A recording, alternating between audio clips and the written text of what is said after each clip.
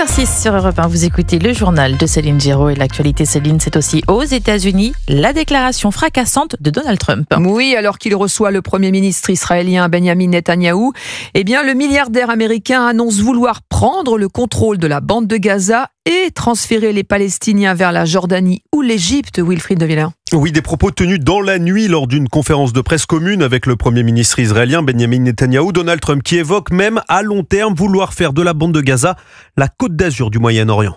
Les États-Unis vont prendre le contrôle de la bande de Gaza. Nous démantèlerons toutes les bombes qui n'ont pas explosé. Nous favoriserons le développement économique de la zone et cela apportera une grande stabilité à cette partie du Moyen-Orient.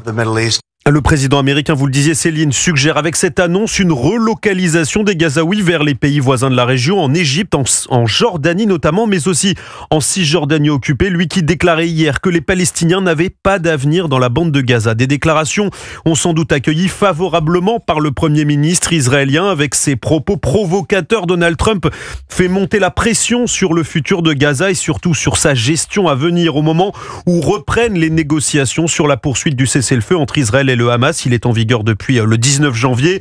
Mais si le président américain affirme avoir parlé avec les dirigeants de la région, ces déclarations ont provoqué une véritable levée de boucliers. Le président palestinien Mahmoud Abbas dit rejeter fermement le projet d'occupation de Gaza.